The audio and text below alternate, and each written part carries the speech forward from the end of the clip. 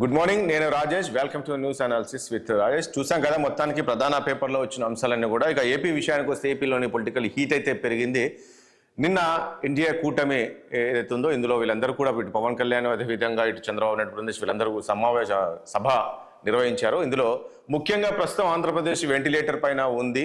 So ముఖ్యంగా ఆంధ్రప్రదేశ్ని కాపాడాలంటే NDA కూటమి రావాలి అని చెప్పేసి కూడా ఆయన పిలుపునిచ్చారు. సో ఇటు జగన్ మాట్లాడుతూ చంద్రబాబు నాయుడుకి వాలంటీర్లను చూస్తే వణుకు పడుతుంది, గుండెల్లో రైలు పడిగెడుతున్నాయి అని చెప్పేసి ఆయన చెప్తూ ఉన్నారు. ఖచ్చితంగా అంటే వీళ్ళు మోసాలు చేసి అధికారంలోకి రావాలని చెప్పేసి చూస్తున్నారు. మీరందరూ గమనించాలి, గ్రహించాలి.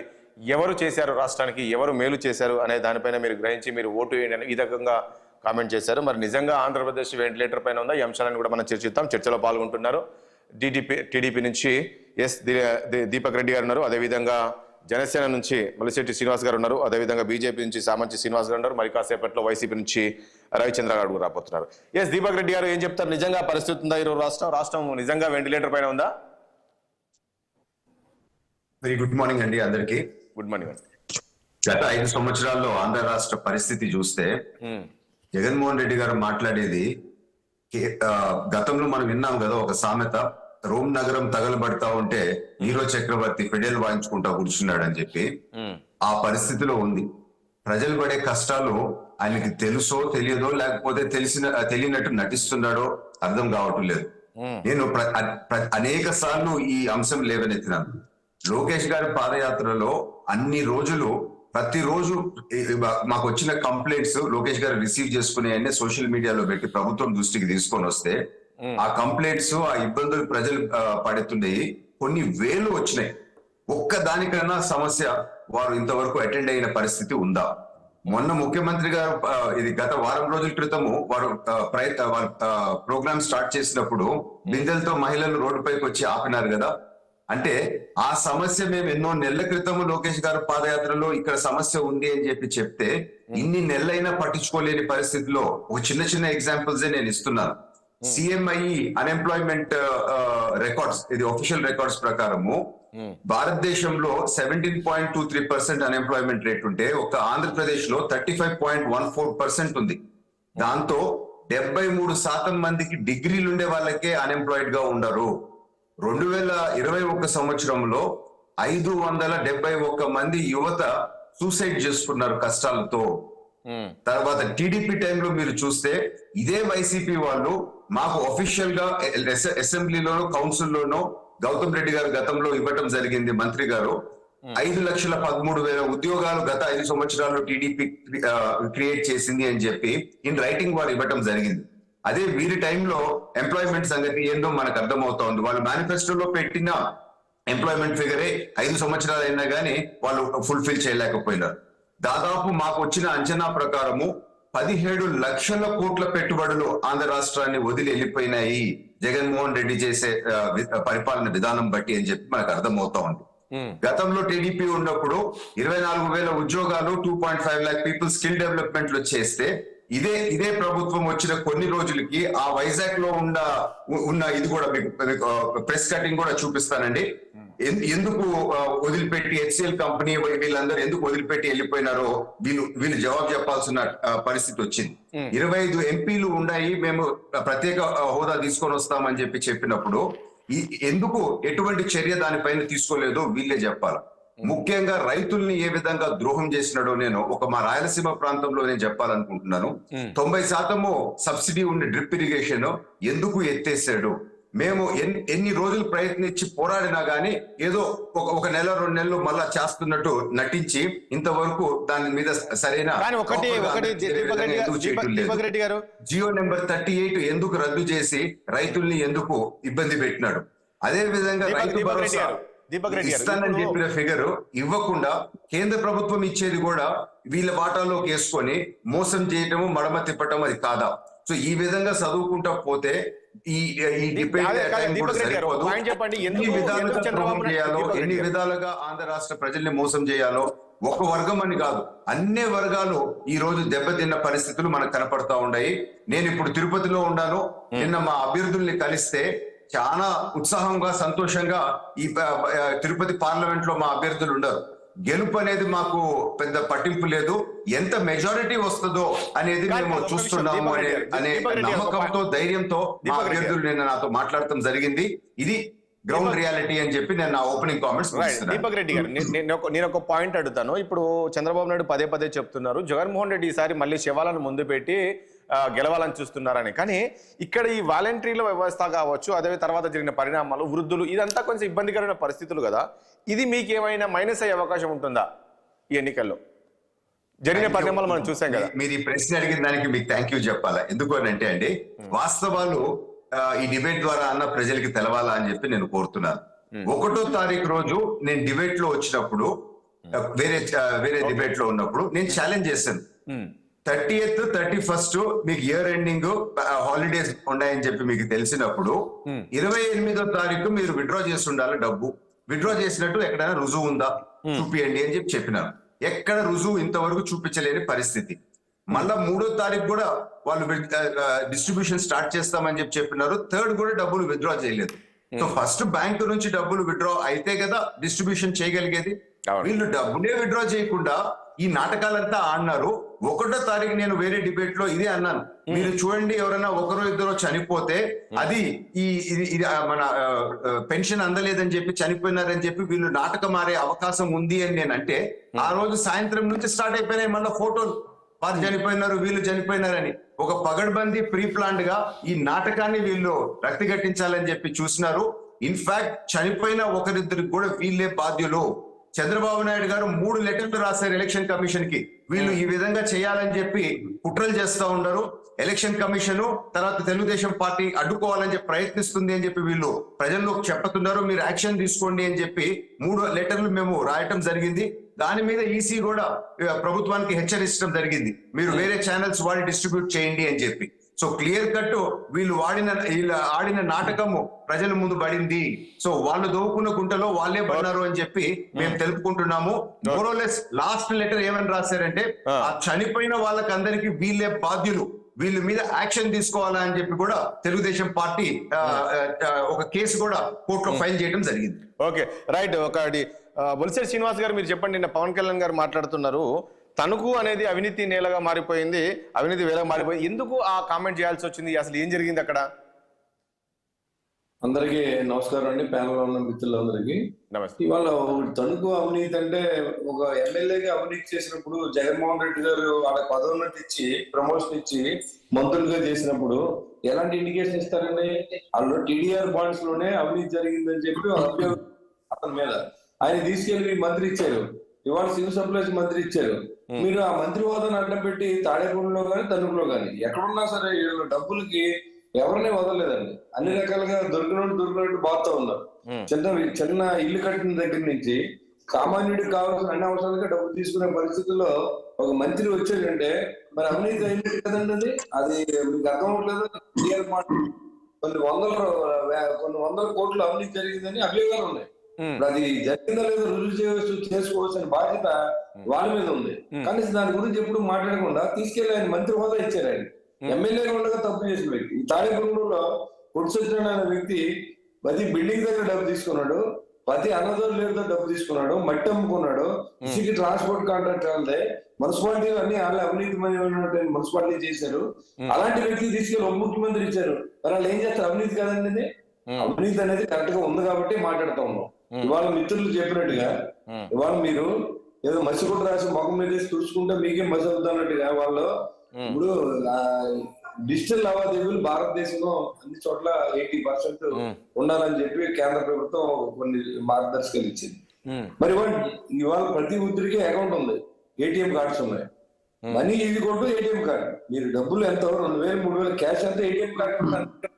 ఇవాళ మీరు బటన్ నొక్కి డబ్బులు ఎందుకు ట్రాన్స్ఫర్ చేయలేదు? ఎదర్ పార్టీ మీద మీ బురదలతో మీ పెన్షన్ విషయంలో వచ్చినప్పటికి సరే లేదు. మరి పెన్షన్ ఇవ్వాల్సిన బాధ్యత రూలింగ్ పార్టీదా లేదా ప్రతిపక్షాలదా? వీళ్ళకి ఏం అధికారం ఉంటుంది? వాలంటీర్ వ్యవస్థనే లేనందు ఇంతకుముందు పెన్షన్ ఇవ్వలేదండి. ఎవ్రీ మంత్ పెన్షన్ ఇచ్చారు. కొంతమంది వృద్ధులు ఇళ్ళకెళ్ళి కూడా తెలుగుదేశం ప్రభుత్వం నుండి మున్సిపల్ చైర్మన్ చేశారు.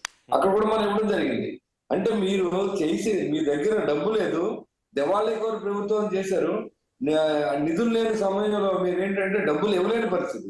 ఒక ఏరియా ఉందండి తాడేపూడిలో, పడాలని ఒక గ్రామం ఉంది.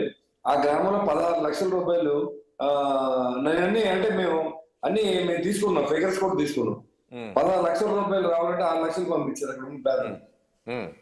అంటే ఉన్న 10 లక్షలు మీ దగ్గర క్యాష్ లేదు, అది చెప్పట్లేదు మీ ప్రజలకి. రాష్ట్రంలో డబ్బు లేదు,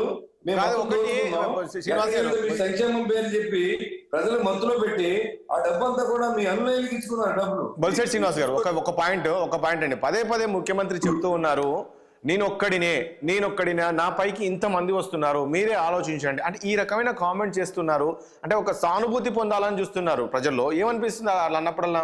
ప్రజలు అట్లా నమ్మే పరిస్థితి ఉందంటారా జగన్ కామెంట్స్ ని? అది దూరం నమ్మారండి. ఇప్పుడు మా నాన్న పోయాడు, లేకపోతే మా బాబాయ్ పోయాడు, లేదా నా కొడుకుతో కూర్చారు, నాకు ఓటేయండి, నాకు ఎవరు లేరు, లేకపోతే మా నాన్న ఇప్పుడు మీ నాన్న చేసిన మంచి పనులు ఒకసారి నెగ్గించింది. మీ బాబాయ్ పోయి కోడిగత్తి డ్రామాతో ఒకసారి నెగ్గారు. ఒక్క అవకాశం ఇస్తే ఆ నాన్నగారిలో పరిపాలిస్తే ఇచ్చి చూశారు. వాళ్ళ రాష్ట్రాన్ని దివాళాకోర ప్రభుత్వంగా తీసుకొచ్చారు. ఇవాళ బీహార్ కంటే వెనకబడిపోయిన రాష్ట్రంగా మీరు నిలబెట్టారు. ఇవాళ హైదరాబాద్ లో ఇది ఎందుకు వస్తుందండి? ఒక్కడంటే ఎవరు ఇప్పుడు వాళ్ళ నాన్న దగ్గర ముఖ్యమంత్రి చేశారు కాబట్టి ఈయన లక్షల కోట్లు దండుకున్న డబ్బులు ఉన్నాయి కాబట్టి ఆయన ఒకటే డబ్బులతో పోటీ చేస్తున్నాడు. లేకపోతే డబ్బులు ఇవ్వకుండా సింగిల్ గా రమ్మాలంటే మేము జనసేన పార్టీ 170 చోట్ల పోటీ చేస్తాం. మీ డబ్బులు అనేది డైరెక్ట్ గా ఎవరు ఇప్పుడు మేము మాట్లాడుకుంటున్నాం. డబ్బులు ఎవరైనా అందరినీ కూర్చోబెట్టి మీ డిబేట్ లో మాట్లాడించి ఒక భగవంతుడిని ప్రమాణం చేయమనంటే, లేదా నమ్మిన గుళ్ళో ప్రమాణం చేసి అందరి నాయకుల్ని డబ్బులు ఇవ్వకుండా రమ్మనంటే ఒక్కడే పోటీ చేస్తారు. అప్పుడు తేలుతుంది మీరు ధనికులుగా మారిపోయారు. రాష్ట్రంలో 2004లో మీ కుటుంబం ఉన్న ఆస్తులు ఎంత, 2024 వచ్చారు మీ కుటుంబం ఉన్న ఆస్తి ఎంత చేసి చెప్పాలి. మీరు ఏ రకంగా డబ్బు వచ్చింది, ఏ రకంగా ఇన్కమ్ ట్యాక్స్ కట్టారు అది కూడా చెప్పాలి. ఇన్కమ్ ట్యాక్స్ సంపాదించే ఉంటే ముఖ్యమంత్రి కొడుకు నేను అదే మాట చెప్తా. కోట్లు సంపాదించేసి ఉంటే మనం కూడా డబ్బు పెట్టి కొనుక్కోవచ్చు, మళ్ళీ నెగ్గుతా ఉంటే అలాంటి పరిస్థితి ఎవరికి లేదు ఇక్కడ. పవన్ కళ్యాణ్ గారు ఉంటే సామాన్యుడు కాబట్టి పార్టీ నడిపే కష్టంగా ఉంటే మీరు సింగిల్ గారు అంటే సింగిల్ గానే వస్తున్నాం. మరి నేను సింగిల్ గానే పోటీ చేస్తున్నాను. 10 మంది ఉంటారు, అక్కడే ఉంటారు, నీ తరఫున ఒకటి, నా తరఫున ఒకటి. అది పార్టీ ఐక్యం అనేది అది స్టేట్ వైజ్ చూసుకోవాలి. ఎక్కడ సింగిల్ అభ్యర్థిలో పోటీ చేస్తున్నారు. ఇప్పుడు సింగిల్ గా ఓటించండి, మీరు చేసే మంచి అంటే ప్రజలు మీకు ఓటేస్తారు, అది మానేస్తారు. ఎదరో తిరిగితే మీకు ఏది కదా. వాళ్ళు ఎవరో చచ్చిపోతే చంద్రబాబు నాయుడు సంబంధం ఏంటి? పరిపాలన చేసేవాళ్ళు అసమర్థం. ఆపద్దాన్ని ముఖ్యమంత్రిగా ఉన్నాం. ఈ చీఫ్ సెక్రటరీ ఏం చేస్తున్నాడు? సచివాలయంలో స్టాఫ్ ఏం చేస్తున్నారు? ప్రభుత్వ ఉద్యోగులు టీచర్లతో నువ్వు మందమ్మించావు. ఈ రోజు నువ్వు వాళ్ళ ఆమెతో పెన్షన్ ఎందుకు ఇప్పించలేదు? లేకపోతే డిజిటల్ లావాదేవీలు ఉన్నాయి, నువ్వు ఎందుకు బటన్ నొక్కలేదు? దానికి చెప్పండి. దానికి రైట్. సామంజి శ్రీనివాస్ గారు, గుడ్ మార్నింగ్ అండి. శ్రీనివాస్ గారు, ఏంటి రాష్ట్రం వెంటిలేటర్ పైన ఉంది, రాష్ట్రాన్ని కాపాడాలి అంటే మళ్ళీ ఎన్డీఏ కూటమి రావాలి అంటున్నారు. అంటే ప్రజలు నమ్మే పరిస్థితి ఉందంటారా? ఎందుకంటే మనం చూసాం బీజేపీ గతంలో ఏమి ఇవ్వలేదు రాష్ట్రానికి అనేది ఉంది. ముఖ్యంగా ప్రత్యేక హోదా కూడా ఇవ్వలేదు అనేది ఉంది. సో ఇప్పుడు ప్రజలను బీజేపీని నమ్ముతారా? రాజేష్ గారు, ఇవాళ ఎదుర్కొన్నటువంటి పరిస్థితి అంటే జగన్మోహన్ రెడ్డి గారు చెబుతున్నట్టు ఆయన పేద అడుగులు ఏదైతే ఉన్నాయో ఒంటరి వాడిని ఒక్కడిగా వస్తున్నాను, ఎవరు లేరు తోడని. దీనికి కారణం ఎవరండి? ఆయన వ్యవహార శైలి కదా. 2019కి ముందు ఆయన వాడుకున్న వాళ్ళందరినీ కూడా వాడుకొని వదిలేశారు. కుటుంబ సభ్యులను కూడా వంచి ఆయన ఒంటరి వాడారు తప్ప ఇవాళ ప్రజలు తమ పార్టీ నేతలు తమను నమ్ముకుని ఓట్లేసిన వాళ్ళందరూ ఒక్కొక్కరు క్రమేపీ ఆయనకు దూరం అవుతూ ఆయన వ్యవహార శైలి కారణంగానే ఆయన ఇవాళ ఒంటరిగా మిగిలిన పరిస్థితి ఏర్పడింది. ప్రజలు కూడా ఎందుకు ఒంటరిని చేస్తున్నారు? మీరిచ్చినటువంటి హామీలు 2019కి ముందు పాదయాత్ర సమయంలో కనిపించిన ప్రతి ఒక్కరి నెత్తి మీద ఉద్యోగులు కనిపిస్తే సిపిఎస్ రద్దు చేస్తామని, నిరుద్యోగులకు జాబ్ క్యాలెండర్ ఇస్తామని చెప్పి, మహిళలు కనిపిస్తే మద్యపానం నిషేధం చేస్తామని, అమరావతి నిర్మాణానికి కట్టుబడి ఉన్నామని ఇలా హామీలు ఇచ్చినటువంటి జగన్మోహన్ రెడ్డి గారు తీరా వాటిని పక్కన పెట్టేశారు. ఏ హామీని కూడా పూర్తి స్థాయిలో అమలు చేయలేనటువంటి ఒక అనుభవ రాహిత్యము సలహాదారులు పెట్టుకున్నప్పటికీ కూడా తీసుకున్న ప్రతి నిర్ణయం కూడా న్యాయ సమీక్షకు న్యాయ పరీక్షకు నిలువ జాలకుండా కోర్టులు మెట్లెక్కించిన పరిస్థితి. తీరా అధికార బలము పోలీసు బలము దౌర్జన్యాలతో గట్టెక్కదామని ఆలోచించినటువంటి జగన్మోహన్ రెడ్డికి ఇవాళ ఎలక్షన్ కమిషన్ తీసుకుంటున్నటువంటి ఖచ్చితమైనటువంటి నిర్ణయాలు ఏదైతే నిష్పక్షపాతంగా ఖచ్చితమైన నిర్ణయాలు తీసుకుంటుందో దాని కారణంగా చతికిల పడుతున్నారు. రెక్కలు విరిగిన పక్షిలా తాము అనుకున్నటువంటి బలగము దౌర్జన్యము ఇవి కలిసి వస్తాయి అనుకున్నారు. ఎందుకంటే ఇటీవల గత 2 సంవత్సరాల క్రితం స్థానిక సంస్థ ఎన్నికలలో మనం చూసాం ఎలాంటి దౌర్జన్యాలు, ఉప ఎన్నికల సమయంలో చూసాం ఎలాంటి దొంగ ఓట్లను ఆధారంగా చేసుకుని గెలిచి మెజార్టీ నిరూపించుకునే ప్రయత్నం చేశారు. ఇవాళ నిష్పక్షపాతంగా ఫ్రీ అండ్ ఫెయిర్ ఎలక్షన్స్ జరగబోతున్నాయని ఒక సంకేతం. ఎందుకంటే ఇప్పటికే 6 IPS గారిని, అదేవిధంగా ఉప ఎన్నికల్లో జరిగినట్టు అవకతవకల కారణంగా మరొక IAS ను ఎలక్షన్ కమిషన్ ఆదేశాల మేరకు సస్పెండ్, దూరంగా ఎన్నికల విధులకు దూరంగా ఉంచినటువంటి పరిస్థితుల్లో ఎవరైతే జగన్మోహన్ నమ్ముకొని తనతో పాటు నడుస్తారో వాళ్ళందరికీ కూడా ఇలాంటి గతి పడుతుంది ఒక సంకేతం సందేశం ఇవ్వడం జరిగింది. దాన్ని ప్రజలు అర్థం చేసుకున్నారు. కాబట్టి ఇవాళ ఒక్కడిగా మిగిలిపోయాను, ప్రజలు లేరు, నమ్ముకున్న వాళ్ళు లేరు, ఎవరి ఓట్లయితే వాడుకున్నామో వాళ్ళు కూడా దూరం అవుతున్నారు, ఒక భయంతో బీద అరుపులు అరుస్తున్నారు. ఇక భారతీయ జనతా పార్టీ యొక్క ప్రశ్న మీరు వేశారు. కేంద్ర ప్రభుత్వంలో ఉన్నట్టు భారతీయ జనతా పార్టీ యొక్క సేవలు మేము పూర్తిగా అభివృద్ధి ఆధారంగా ఇక్కడ జరుగుతున్నటువంటి రాజకీయాలకు, వ్యక్తిగత దూషణలకు వాటికి దూరంగా ఉంటూ కేవలం అభివృద్ధితో పనితో సమాధానం చెప్తున్నాం. ఇవాళ ఆంధ్రప్రదేశ్ లో మనం జరుగుతున్నటువంటి కళ్ళకు కట్టినట్టు కనిపిస్తున్నటువంటి నిర్మాణాలు కావచ్చు, రహదారి యొక్క నిర్మాణాలు కావచ్చు, రైల్వే లైన్లు కావచ్చు, కొత్త లైన్లు కావచ్చు, వందే భారత్ ట్రైన్లు కావచ్చు, కేంద్ర ప్రభుత్వ సంస్థల యొక్క ఏర్పాటు కావచ్చు, వాటికి ఇస్తున్నటువంటి నిధులు కావచ్చు, ఇలా స్మార్ట్ సిటీ కావచ్చు, అమృత్ పథకం కింద కావచ్చు, ఇలా ఏది చూసినా కూడా అభివృద్ధి కేంద్ర ప్రభుత్వం నరేంద్ర మోడీ గారి ద్వారా మాత్రమే జరుగుతుందనే విషయాన్ని ప్రజలు అర్థం చేసుకున్నారు. ఇంతకాలం వాళ్ళు చెప్పినటువంటి తప్పుడు ఆరోపణలు ఏదైతే గోబెల్స్ ప్రచారం చేశారో వాటి నుంచి వాస్తవాలను గ్రహించే పరిస్థితికి వచ్చారు. కాబట్టి వాళ్ళ కూటమి కూడా ఏర్పాటైంది. ఎప్పుడైతే కూటమి ఏర్పాటైందో ఓటమి భయం పట్టుకునింది వైసీపీ నేతల్లో, ముఖ్యంగా జగన్మోహన్ రెడ్డి గారి యొక్క భాషలో వ్యవహారంలో ఓటమి భయం పట్టుకునింది. కాబట్టి ఇలాంటి మాటలు మాట్లాడుతున్నారని సుస్పష్టంగా అర్థమవుతుంది రాజేష్ గారు. కాదు అంటే ఇప్పుడు ఈ ప్రత్యేక హోదా అనేది ఇంకా పక్కకి వెళ్ళినట్టేనది, ఇంకా దాని గురించి మర్చిపోయారు అందరూ. ఇప్పుడు మీరు ఎన్ని వచ్చాయి రాష్ట్రానికి, అది వచ్చా ఇది వచ్చా మీరు చెప్తున్నప్పటికీ అసలైన ఒకటి ఉంది కదా, అది ఇస్తే అయిపోయేది కదా, ప్రత్యేక హోదా ఇస్తే బాగుండేది, అది ప్రజలు ఇంకా గుర్తించుకుంటున్నారు. రాజేష్ గారు అనేక వేదికల మీద అన్ని స్థాయిలలో, రాష్ట్ర స్థాయి నుంచి జాతీయ స్థాయిలో పార్లమెంటు సాక్షిగా కూడా అది ముగిసిన అధ్యాయం. ఈ రాష్ట్రానికి అంతకంటే అవసరమైనటువంటి నిధుల పరంపర ఆంధ్రప్రదేశ్ కు కేంద్ర ప్రభుత్వం ఇస్తోందని మేము కేటగారికల్ గా అంకెలతో సహా వివరించాం.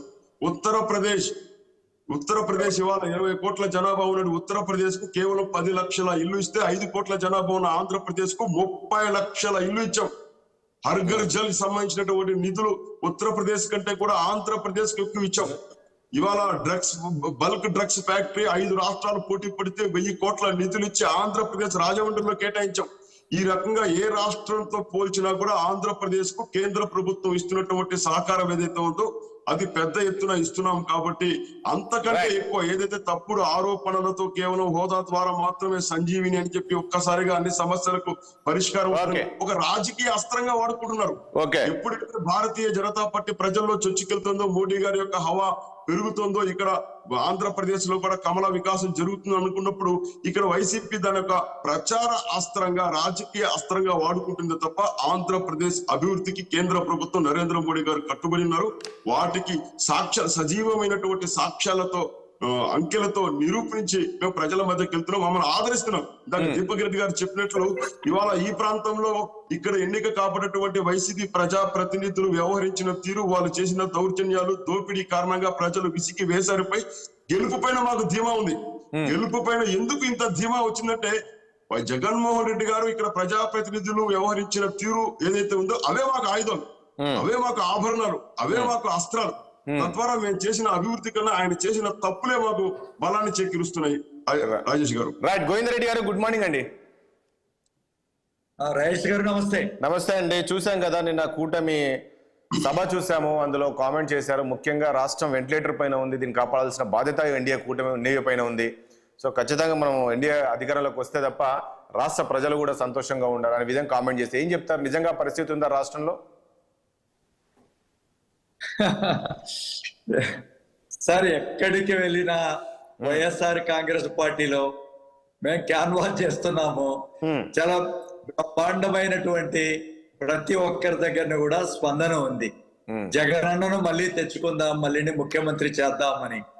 ఎందుకంటే ఒక విశ్వసనీయతగా ఈ 5 సంవత్సరాల ఆయన పరిపాలనలో ప్రజలందరూ కూడా, అన్ని వర్గాలకు చెందిన ప్రజలందరూ కూడా చాలా సంతోషంగా ఉన్నారు. ఎందుకు సంతోషంగా ఉన్నారు అంటే, ఏదైతే ఆయన మాట ఇచ్చినారో ఆ హామీలన్నీ నెరవేర్చడం ముఖ్య కారణం. అన్ని సెక్షన్స్ ఆఫ్ ది పీపుల్ కూడా ఎక్కడ కూడా డిస్క్రిమినేషన్ అనేది, అంటే ఒకరికి ఇట్లా అనేది ఏ వర్గాలకు కూడా ఇందులో అసంతృప్తి అనేది లేకుండా సంతృప్తికరమైనటువంటి సాచురేషన్ మోడ్లో ఈ పథకాలన్నీ కూడా పెద్ద ఎత్తున చేశారు. కాబట్టి ప్రజలతో చాలా చాలా బాగా ఉంది. జగన్ విధ్వంసకాండను నమ్మొద్దని చెప్పేసి చెప్తున్నారండి. ఏమంటారు? జగన్ విధ్వంసకాండను నమ్మొద్దండి అని చెప్పేసి చెప్తున్నారు. సరిగ్గా అపోజిషన్ వాళ్ళు ఏదో చెప్పుకుంటారు. ఇప్పుడు పాలిటిక్స్ లో మీకు తెలుసు, ఎలా ఉన్న వాస్తవాలు కాకుండా ప్రతిపక్షాలు ఏ విధంగా చేస్తాయి. నిజానికి ప్రతిపక్షాలు కూడా జగన్మోహన్ రెడ్డి గారి నుంచి చాలా నేర్చుకోవాలి.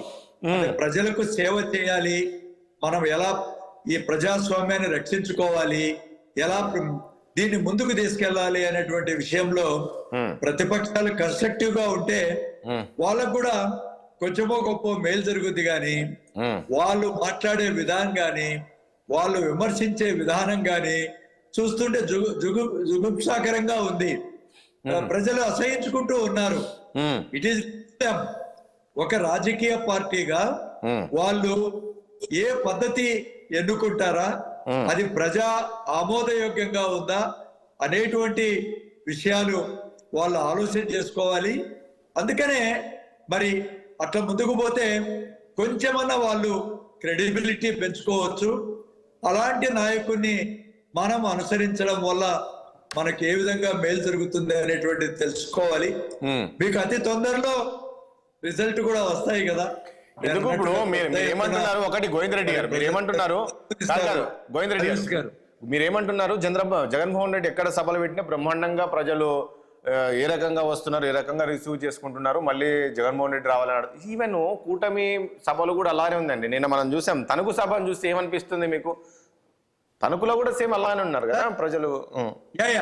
అంటే ప్రతి ఒక్కరికి కూడా ఇప్పుడు ఏ పొలిటికల్ పార్టీ అయినా దే కెన్ గ్యాదర్. ఇప్పుడు సభలకు వచ్చింది ఒక్కటే నిదర్శనం కాదు. ముఖ్యమంత్రి గారి సభలకు పెద్ద ఎత్తున వస్తున్నారు, ప్రతిపక్షాలు కూడా వస్తారు. కానీ సమ్ షేర్ ఇప్పుడు వాళ్ళకు కూడా ఆ పొలిటికల్ పార్టీకి కూడా మద్దతు ఉంటుంది. 4 లక్షలు, 3 లక్షలు, 2 లక్షలు, 1,50,000 రకరకాలుగా వస్తారు. అది ఒక్కటే కొలమానం కాదు. మన ఎమ్మెల్యేకి ఫర్ ఎగ్జాంపుల్ మేము ఒక ప్రచారానికి వెళ్తాము, ప్రచారంలో ప్రజలు ఎలా రిసీవ్ చేసుకుంటారు అనేది రాజేష్ గారు చాలా చాలా ఇంపార్టెంట్. ఎందుకంటే ఒక విశ్వసనీయత చంద్రబాబు నాయుడు గారు కోల్పోయారు. ఆ కూటమిలో ఉండేటువంటి పవన్ కళ్యాణ్ గారికి అసలు ఆయన ఏం మాట్లాడతాడు, ఎక్కడుంటాడు, ఎవరితో ఏం చేస్తారు, ఆ క్రెడిబిలిటీ పెంచుకోలేదు. ఆ పార్టీ యంత్రాంగాన్ని కూడా ఆయన తయారు చేసుకోలే. ఏదో సినిమాటిక్ క్యారిస్మా మీదనే ఆయనకు ఓట్లు వస్తాయి అనేటువంటి ఆయన ఆ విధంగా ముందుకెళ్తున్నారు తప్ప దానివల్ల పెద్ద ప్రయోజనం. డే 1 నుంచి కూడా ఆయన కాదండి, డే 1 నుంచి కూడా ప్రజల పక్షాన పోరాటం చేస్తూనే ఉన్నారు కదా. ఏపీలో తిరుగుతూనే ఉన్నారు, చేస్తున్నారు. ఎక్కడ సమస్యలు ఉంటే అక్కడ వెళ్తున్నారు. సొంత డబ్బుతో కూడా వాళ్ళకు సహాయం చేసిన పరిస్థితులు ఉన్నాయి కదా. అలా కాదు రాజేష్ గారు, ఏదో ఊరికే వెళ్ళి మనం 4 సినిమా డైలాగులు చెప్పి మన ప్రతిపక్ష పార్టీని జగన్మోహన్ రెడ్డి గారిని దూషించో లేకపోతే వేరే విధంగా మాట్లాడితే అలా ప్రజా మద్దతు రాదు. ప్రజా మద్దతు రావడానికి ఒక పొలిటికల్ పార్టీకి స్ట్రాంగ్ ఆర్గనైజేషనల్ బేస్ ఉండాలి. చాలా మంది ఆయన్ను అభిమానించే ఒక పొలిటికల్ బేస్ ను తయారు చేసుకొని ముందుకు పోగలిగి కన్విన్స్ చేయాలి తప్ప ఏదో ఒక సినిమాటిక్ అపీల్ లో ఎవరైనా మీటింగ్ పెడితే మీరు ఎందుకు ఇప్పుడు ఎనీ సినీ హీరోను మీరు పిలవండి, మీరు అట్లే వస్తారు. కానీ సస్టైన్ కాదు శ్రీనివాస్ గారు. గోవిందరెడ్డి గారి కామెంట్స్ ఏం చెప్తారు మీరు? పవన్ కళ్యాణ్కి ప్రజా మద్దతు లేదు అని చెప్పేసి చెప్తూ ఉన్నారు. సినిమాటిక్ ఏదో చూడ్డానికి వస్తారు తప్ప ఆయనకు ప్రజల నుంచి మద్దతు లేదు అనే విధంగా కామెంట్ చేస్తున్నారు. నిజంగా పరిస్థితి ఉంటుందా?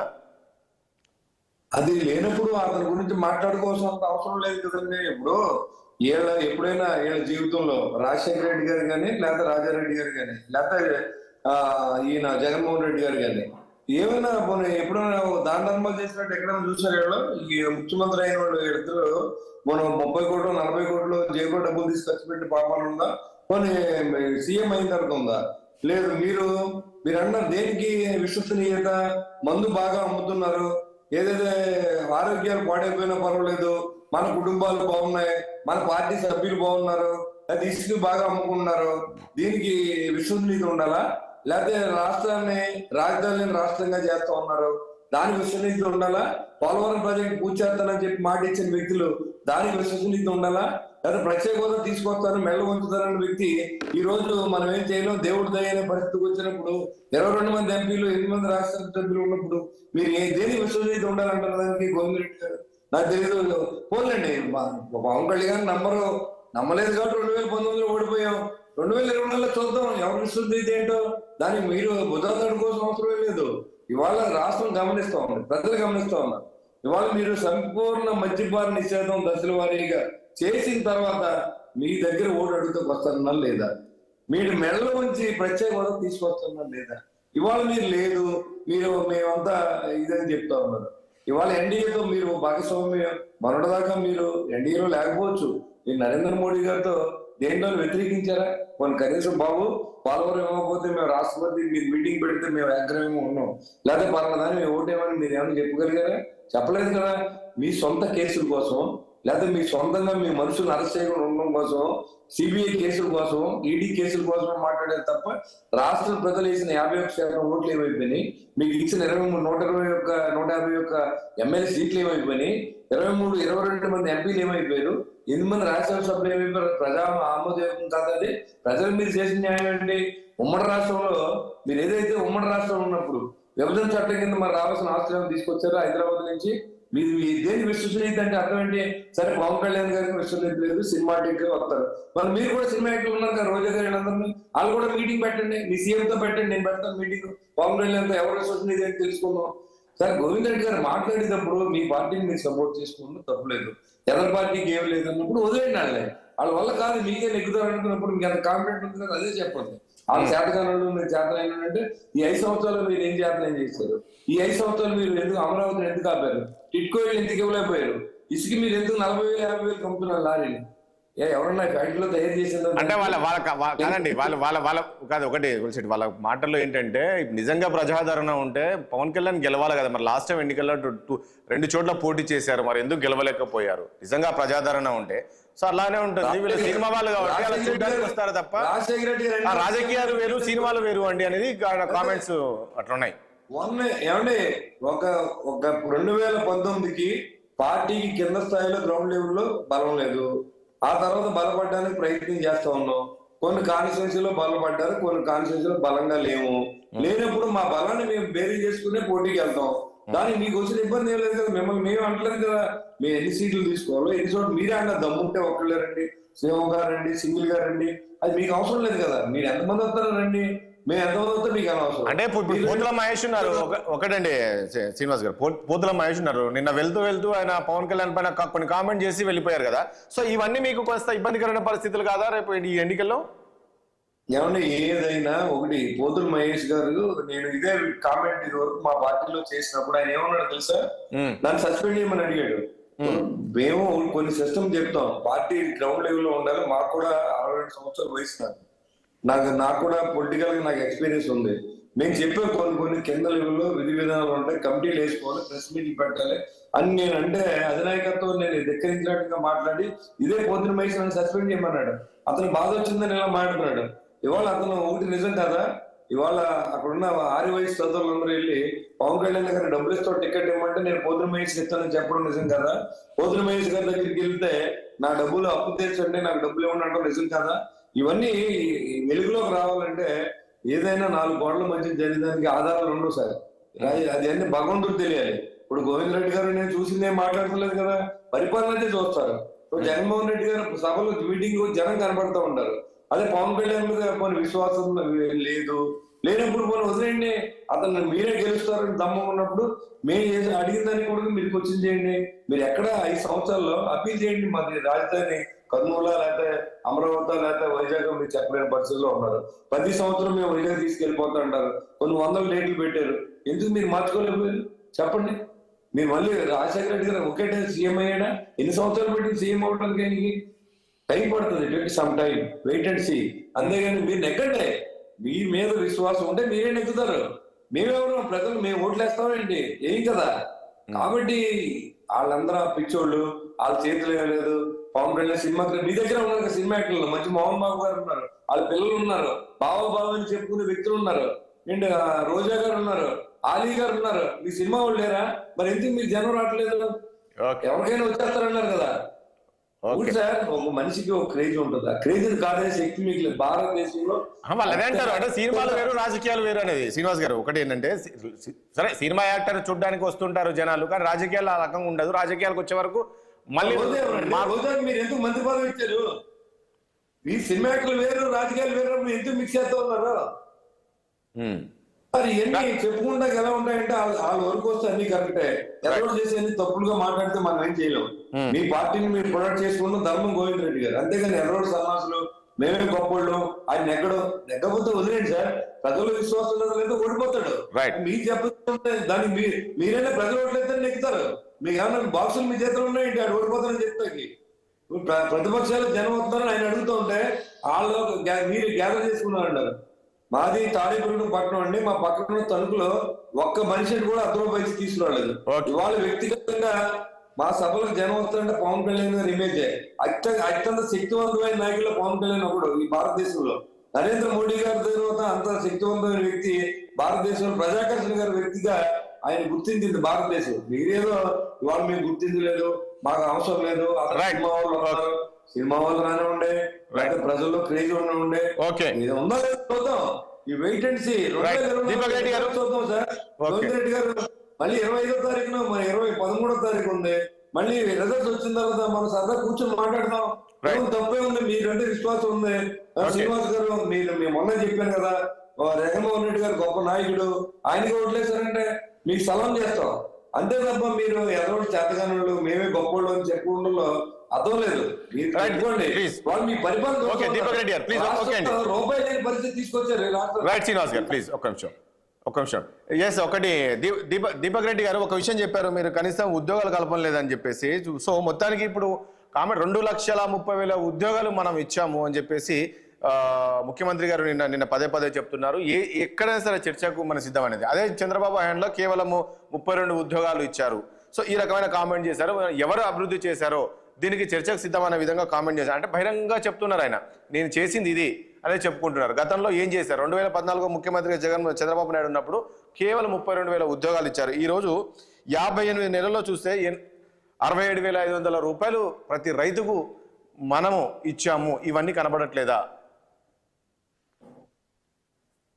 ముఖ్యమంత్రి గారు ఏ విధంగా అబద్ధాలు చెప్తున్నారో దయచేసి ప్రజలందరూ ఈ ఒక్క కామెంట్, మీరు చెప్పిన కామెంట్ ప్రకారమే గమనించారు. ఎందుకు అనంటే అసెంబ్లీలో కౌన్సిల్లో ఈ ప్రభుత్వం అధికారంలోకి రాగానే మేము అడిగిన ప్రశ్నకి ప్లస్ ఈ ప్రభుత్వం రిలీజ్ చేసిన వైట్ పేపర్ లో గత ప్రభుత్వంలో 5,13,000 ఉద్యోగాలు సృష్టించారు అని చెప్పి వారు ఇన్ రైటింగ్ ఇవ్వటం జరిగింది.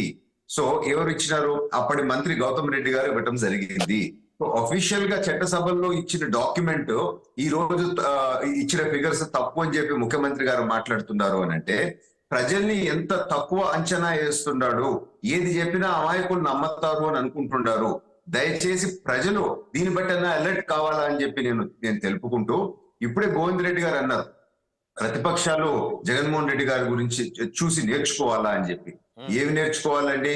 కోడికత్తి విద్య నేర్చుకోవాలా, లేకపోతే గొడ్డలి పోటు నేర్చుకోవాలన్నా, తల్లిని చెల్లిని రోడ్డు పైన పడేసిన విద్య నేర్చుకోవాలన్నా, ఏం నేర్చుకోవాలా అండి?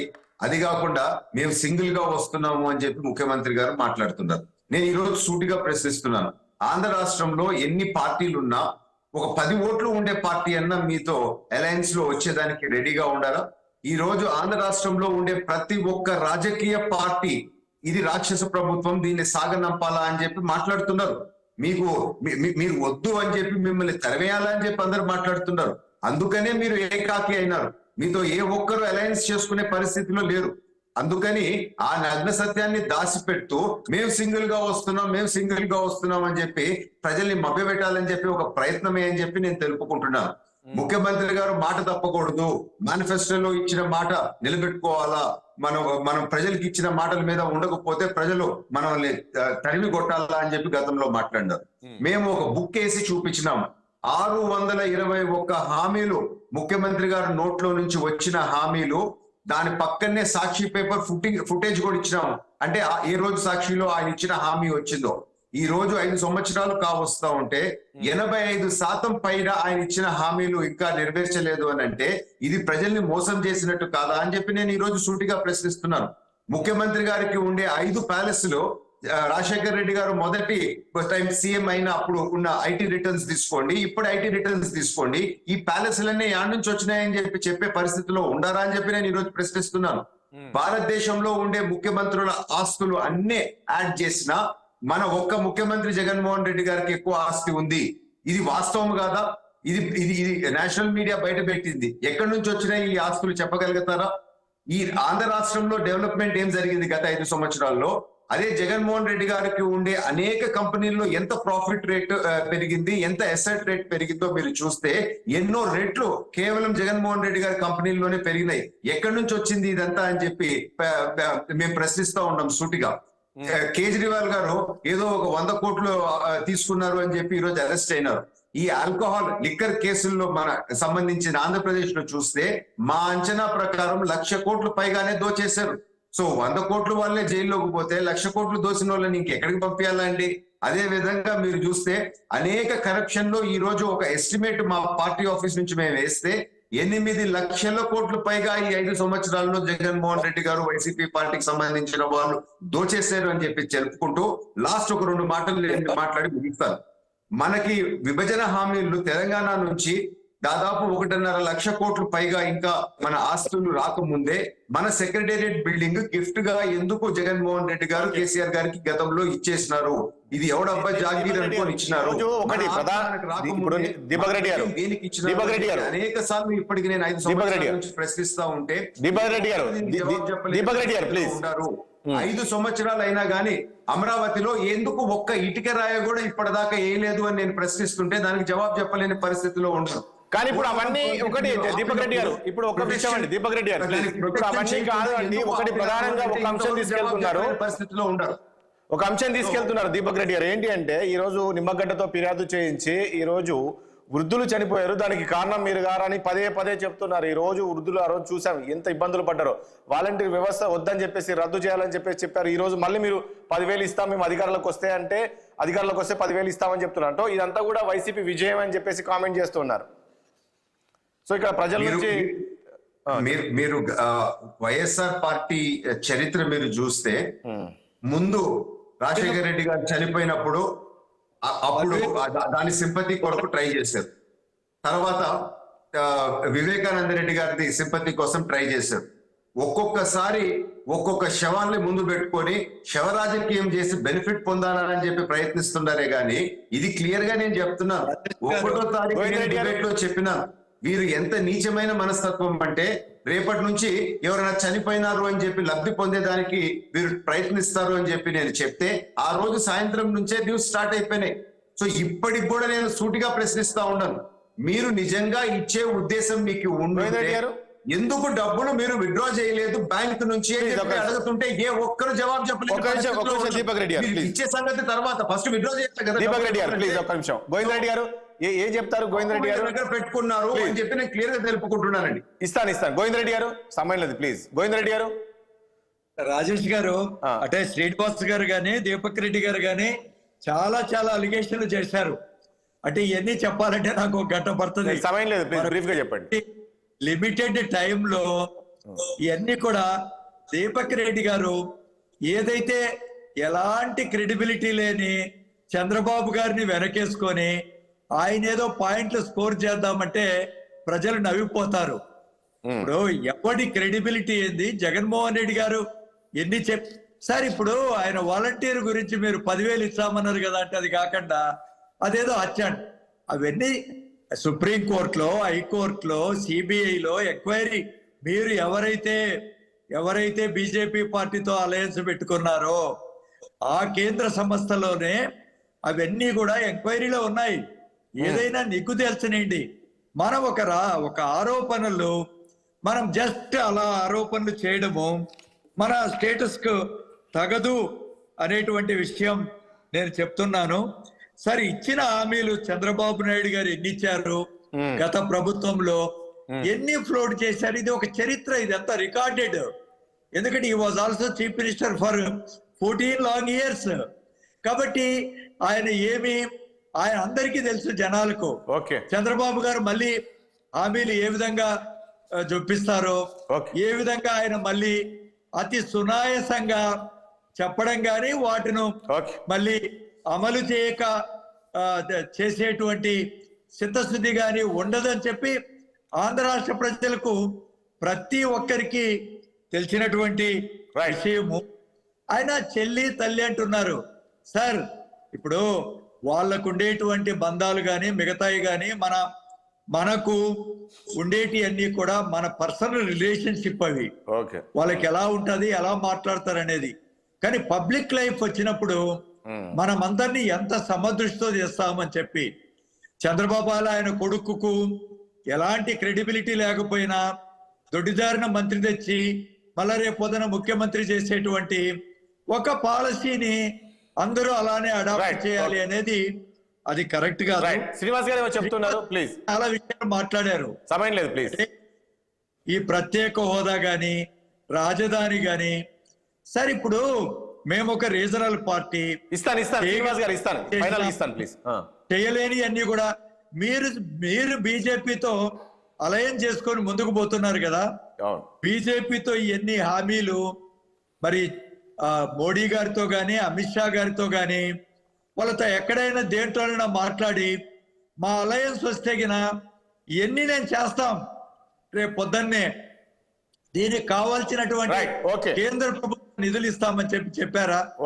మీరందరూ బీజేపీకి ఎక్కడ వాళ్ళు రాకపోతేనే రోజుల తరబడి మీరు ఢిల్లీలో అక్కడ గోవింద్ రెడ్డి గారు ఒక నిమిషం ప్లీజ్ చూద్దాం. గోవింద్ రెడ్డి గారు శ్రీనివాస్ గారు చెప్తున్నారు, సమయం లేదు, ప్లీజ్ క్లోజ్ చేయరా, సమయం. ఒకటండి, మేము వస్తే ఖచ్చితంగా మేము ఆగిపోయిన ప్రాజెక్టులని కేంద్రానికి తేవడం సిద్ధంగా ఉన్నాం. కళ్యాణ్ గారు ఆల్రెడీ అడుగుతూ ఉన్నారు. ఇప్పుడు మీరు ఎన్నుకోబడిన వ్యక్తులు 5 సంవత్సరాల నుంచి మీరేం చేశారు, మీ ఎంపీలు ఏం చేశారు ఒకసారి ఆలోచించారు మీరు అడిగేటప్పుడు? ఏమడిగారు మీరు? ఏమడిగారు? అక్కడికి వెళ్ళి మా అవినాష్ రెడ్డి గారిని అరెస్ట్ చేయకండి, లా అండ్ ఆర్డర్ ప్రాబ్లం అవుతుంది, లేకపోతే మా కేసులు 3,000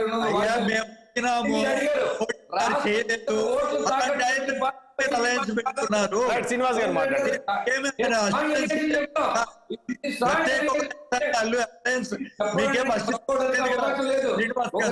గౌరవించిన వ్యక్తి ముఖ్యమంత్రి ఏంటి? మీరు కేసులు పెట్టుకుంటే మీరు వెళ్ళరా? మీకైతే ఒక చట్టమా సెపరేట్? సామాన్యుడికి అయితే ఒక చట్టమా? 3,000 వాయిదాలు ఎందుకండి మీకు? మీరు 3,000 వాయిదాలు ఎందుకు? మీరు తప్పు చేయనప్పుడు నిరూపణ చేయించుకోవచ్చు కదా, మీరు వెళ్ళొచ్చు కదా కోర్టుకి. కోర్టుకి వెళ్తే భయం, మీకు ఆ భయాన్ని తాకట్టు పెట్టి రాష్ట్రంలో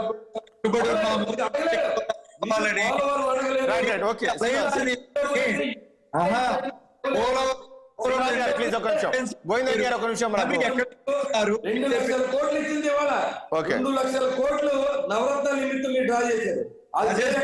ప్లీజ్ ప్రతి పేద కుటుంబానికి వాళ్ళ పేరు వెళ్ళలేదు.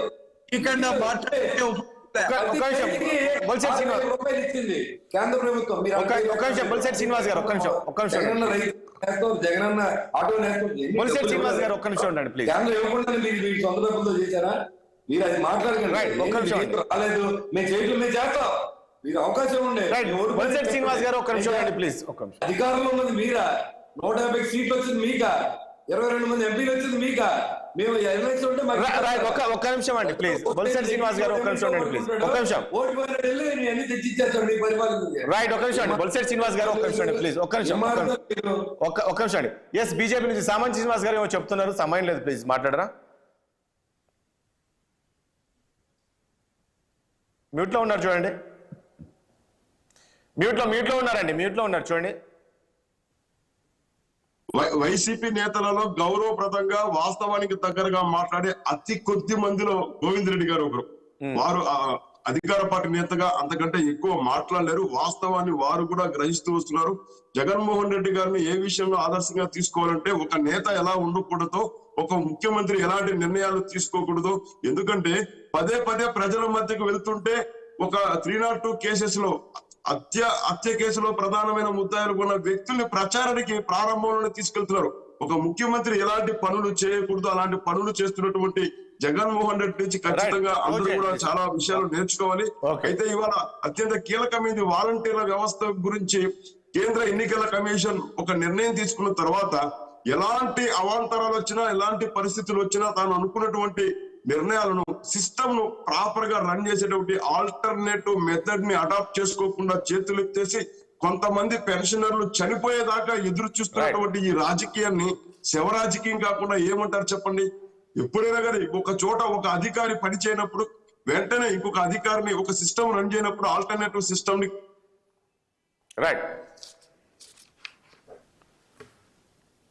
వాటిని నానా యాగి చేసి దత్తా ఓట్లు పొందేటువంటి ఒక దుర్మార్గమైనటువంటి వికృతమైనటువంటి రాజకీయ క్రీడకు శ్రీకారం చుట్టింది జగన్మోహన్ రెడ్డి గారు. ఖచ్చితంగా వాస్తవాలు అర్థం చేసుకుంటున్నారు. ఇందాక చెప్పినట్టు మీరు నిజంగా పెన్షనర్లకు ఇంటి వద్దే చేరాలనుకున్నప్పుడు మీరు ఇచ్చినట్టు మీరు చెప్తున్నారు 2,30,000 సచివాలయ ఉద్యోగాలు ఇచ్చామన్నారు. మళ్ళీ వాళ్ళ ద్వారా సకాలంలో చేర్చవచ్చు కదా. మీ దగ్గర నిజంగానే పెన్షనర్లకు ఇవ్వాల్సిన డబ్బులు రెడీగా ఉంటే అది కాదు మీకు కావాల్సింది. ఏదో రూపంలో వాలంటీర్ల వ్యవస్థను అడ్డం పెట్టుకొని, అయితే వాలంటీర్లు అడ్డం పెట్టడము, దూరం పెడితే పెన్షన్లు చంపేయడం, చచ్చిపోయేదాకా ఎదుర్చడం, ఇది ఒక దుర్మార్గమైనటువంటి రాజకీయం. ఆంధ్రప్రదేశ్ ప్రజలు విసిగిపోతున్నారు, అసహించుకుంటున్నారు జగన్మోహన్ రెడ్డి గారిని. రైట్, చూద్దాం. థ్యాంక్ యూ అండి చర్చలో పాల్గొన్నందుకు గోవింద్ రెడ్డి గారికి, అదేవిధంగా బొలిశెట్టి శ్రీనివాస్ గారికి, దీపక్ రెడ్డి గారికి, శ్రీనివాస్ గారికి చర్చలో పాల్గొన్న ధన్యవాదాలండి. మీ అందరూ కూడా చూసాం కదా, మొత్తానికి ఎన్నికల దగ్గర పడుతుండడంతో నేతల మధ్యలో మాటల తుట్టాలు పేలుతూ ఉన్నాయి. మరి నిజంగా రాష్ట్రం వెంటిలేటర్ పైన ఉంది, దీన్ని కాపాడాల్సిన బాధ్యత ఇండియా పైన ఉంది. కాబట్టి మీరు ప్రజలు ఇటువైపు ఉండాలనే విధంగా చంద్రబాబు పిలుపునిచ్చారు. కానీ చేసిన అభివృద్ధిని చూసి మీరు ఓటేయండి అని చెప్పేసి ముఖ్యమంత్రి జగన్మోహన్ రెడ్డి చెప్తున్నారు. చూద్దాం ఏం జరగబోతుంది, ప్రజలు ఎవరి వైపు ఉంటారు అనేది. ఇది వారి చర్చ. మరో మళ్ళీ కలుద్దాం. చూస్తున్న 60 సామాన్యుడి ఆరోపణ.